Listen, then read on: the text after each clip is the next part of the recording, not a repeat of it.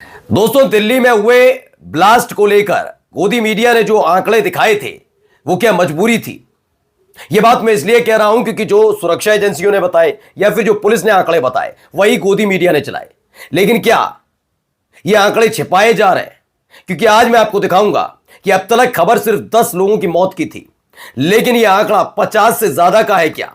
क्योंकि एक प्रत्यक्षदर्शी ने इसका न केवल दावा किया बल्कि उसने कई और बड़ी बड़ी बातें कही हैं। वो भी दिखाऊंगा, सुनाऊंगा। लेकिन साथ साथ आपको यह भी दिखाऊंगा कि एक व्यक्ति जिसने चुनावी स्टंट लिख दिया था कि ये जो ब्लास्ट हुआ है उस पर उस व्यक्ति को सिर्फ इसलिए गिरफ्तार कर लिया गया क्योंकि वो दाढ़ी टोपी वाला है, जबकि भारतीय जनता पार्टी का अलग अलग न्यूज चैनल पर पक्ष लेने वाले तथाकथित विश्लेषक जब एक इसी ब्लास्ट पर हुई चर्चा के बाद फोटो खिंचवाते हैं, हैशटैग दिल्ली ब्लास्ट लगाते हैं और मुस्कुराते हैं। इस पर कार्रवाई क्यों नहीं? और ये सारी की सारी बातें अब वो बहुत शांत क्यों हो गई हैं? क्यों मुसलमानों को कोसा नहीं जा रहा? आप समझ रहे हैं? क्योंकि ये गाड़ी जब तक सलमान के नाम की थी, जब ये खबर लगी थी तो गंदगी उगल रहे थे। न केवल वो लोग जो हमेशा नफरत उगलते हैं बल्कि वो भी जो अपने आप को पत्रकार कहते हैं। लेकिन जब से पता लगा कि सलमान ने इस गाड़ी को तो देवेंद्र सिंह को बेच दिया था, तब से चुप्पी साध कर बैठे हैं। नमस्कार, मैं हूं प्रज्वल गौतम और आज आपको दिखाने जा रहा हूं दिल्ली ब्लास्ट के मामले पर कई बड़े खुलासे हुए हैं। खुलासा क्या हुआ है जरा आपको पहले मैं दिखाता हूं। पहले ये बड़ा खुलासा है। खुलासा क्या है जरा सुनिए। आप एक बात बताइए, आपने सब कुछ अपनी आंखों के सामने से देखा हमारी है? ब्लास्ट हमने से ब्लास्ट देखा कि ब्लास्ट हुआ एकदम ही, और 10 मिनट के लिए सब कुछ ब्लैक। आपके हिसाब से अंदाजा कितने लोग घायल होंगे या मरे ये होंगे? नहीं बताऊंगा। देखो मैं मीडिया के आगे मैं इतना नहीं बोलूंगा।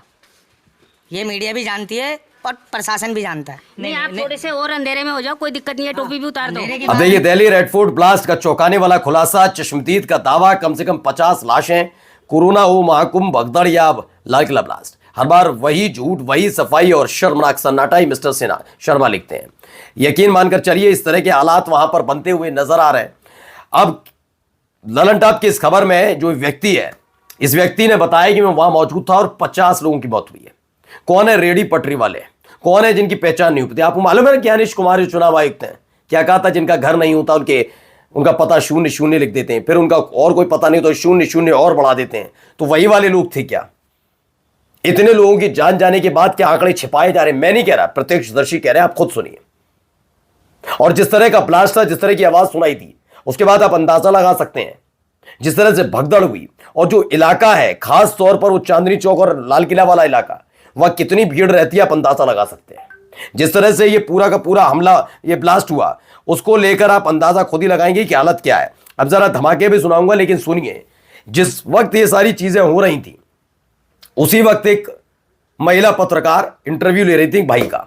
वो भाई बता रहे थे कि कैसे आतंकवादियों की हिम्मत नहीं है, खल्लास कर दिया जाएगा, तभी ये धमाका होता है। वो भी जरा सुन लीजिए। ये मोदी की सरकार है। मोदी की सरकार में हर डिपार्टमेंट को ये दे दिया गया है, अलर्ट कर दिया गया है कि अब इस तरह का कोई घटना नहीं होगा। कोई भी अगर आता है बम फोड़ने के लिए तो वहीं बॉर्डर पर ही उसको खल्लास कर दिया जाता है। तो देखिए, द मुस्लिम ने भी लिखा, वाकई एक मोदी भक्त कह रहा है कि ये मोदी की सरकार है, कोई भी बम फोड़ने आता है तो उसे बॉर्डर पर ही खल्लास कर दिया जाता है। और उसके फौरन बाद ही जैसे ही वो अपनी बात बंद करता है वैसे ही धमाका हो जाता है।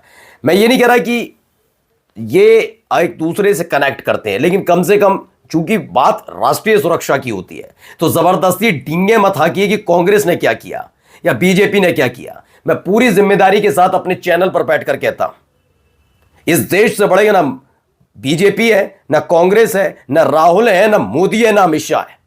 यह देश की सुरक्षा सबसे महत्वपूर्ण है। किसी की भक्ति में आप लीन हो सकते हैं, लेकिन देश की सुरक्षा से खिलवाड़ होगा तो सवाल पूछा जाएगा। क्या किसी ने सवाल पूछा कि 2000 रुपए के नोट लाए और नोटबंदी में दुनिया को खड़ा कर, देश को खड़ा कर दिया था? क्या कहा था? आतंकवाद पर लगाम लगेगी। ना 2000 के नोट का पता है, ना सुरक्षा का पता है। पता है कुछ आपको? कुछ याद हो तो बताइए। कुछ लगता है कि बहुत सुरक्षित है, बताइए। उसके लिए छोड़ रखे हैं ऐसे लोग। वो याद है एक मीम बना था लड़के का, अब अमेरिका से हम पूछते हैं तू क्या है बे? ऐसे ही लोग हैं अभी। जैसे ही बोला इनका तुरंत की तुरंत वहीं पर धमाका हुआ। और ये मैं धमाके के लिए बहुत वैसी बात नहीं कह रहा हूं, ये होना नहीं चाहिए था, लेकिन अंधभक्तों को फौरन ही जवाब मिलता है कि वो क्या बोल रहे हो, कितने झूठ बोलते हैं। अब आइए एक और खबर। यहां खबर देखिए, गुनाह बताऊंगा इनका मैं।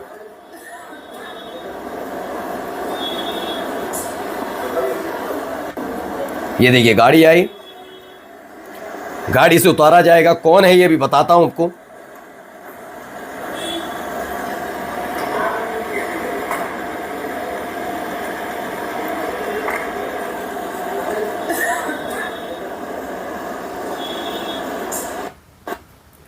तो ये है, इनके बारे में दावा है कि असम से खबर है सोशल मीडिया पर, दिल्ली लाल किले ब्लास्ट को चुनावी स्टंट लिखने पर नजरुल इस्लाम को बीएनएस की धारा 196 के तहत गिरफ्तार किया गया।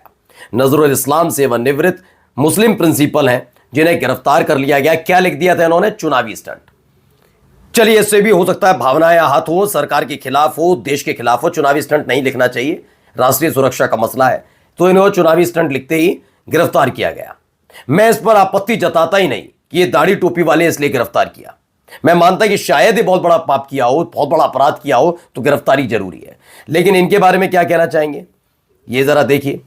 शायद आपने इनमें से ज्यादातर चेहरों को अलग अलग न्यूज चैनल पर बैठकर ज्ञान की पंजीरी बांटते देखा होगा। इस शब्द में बहुत कठोर इसलिए बोल रहा हूं क्योंकि राष्ट्रीय सुरक्षा से, देश से बढ़कर कोई नहीं हो सकता। मैं पहले भी कह चुका हूं, कोई भी का मतलब कोई भी, आप किसी को कितना ही मानते हो, कितने ही भक्त क्यों ना हो, 50,000 तारीफ उनकी करते रहिए, लेकिन अगर देश के से मसला होगा, देश का मसला होगा, तो उससे बढ़कर मैं तो पुराना नाम ले रहा हूं, ना नेहरू बड़े, सुन लीजिए, आज पूरी जिम्मेदारी के साथ बोल रहा हूं, ना गांधी बड़े, ना नेहरू बड़े, ना इंदिरा बड़ी, ना नरसिंह बड़े, और ना ही मनमोहन सिंह बड़े, ना मोदी बड़े, ना शाह बड़े, ना राहुल गांधी बड़े, कोई नहीं। आप और हम भी बढ़कर देश से रहिए।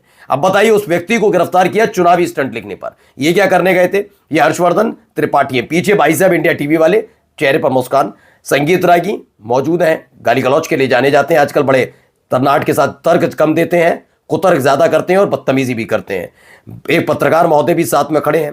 इधर ये हर्षवर्धन त्रिपाठी हैं जो सेल्फी ले रहे हैं। सेल्फी लेने वाले हर्षवर्धन त्रिपाठी को आप हमेशा सुनिएगा, आप समझ जाएंगे किसकी विचारधारा से ज्यादा प्रभावित हैं। हाँ, वो बात अलग है कि न्यूज चैनल जबरदस्ती इनके लिए चुनावी विश्लेषक लिखता है। हैशटैग दिल्ली ब्लास्ट पर आज कहानी कुर्सी की है, हैशटैग रेड फोर्ट से, @इंडिया टीवी न्यूज पर। तो कहां से? रेड फोर्ट से ही आए, वहीं पर कार्यक्रम किया गया। मुस्कुराहट देखिए चेहरे पर कितनी जबरदस्त थी, और सारे के सारे वहां बैठकर ज्ञान की पंजीरी बांट कर आए। अब इसको लेकर अश्वनी सोनी ने लिखा, दिल्ली ब्लास्ट के हैशटैग के साथ खुश होने वाली फोटो। आगे मैं नहीं पढ़ूंगा, ये उनका अपना मत हो सकता है अश्वनी सोनी का, लेकिन फिलहाल आप देखिए चेहरे मुस्कुरा रहे ना। उसने क्या लिखा था व्यक्ति ने, नजरुल इस्लाम ने? चुनावी स्टंट, तो गिरफ्तारी। यहां पर मुस्कुराइए दिल्ली ब्लास्ट के हैशटैग के साथ भी, तो भी फर्क पड़ने वाला नहीं है। क्या ये स्थिति बनती नजर आ रही है क्या?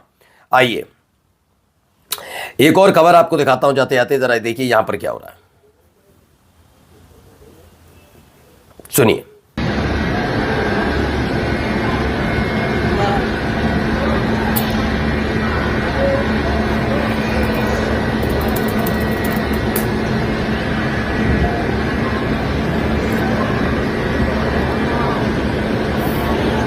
तो द मुस्लिम का दावा है, दिल्ली ब्लास्ट के बाद आगरा में सुरक्षा के मद्देनजर रेलवे स्टेशन पर चेकिंग अभियान चलाया गया। इस दौरान कथित रूप से 2 मुस्लिम व्यक्तियों की चेकिंग का वीडियो सामने आया।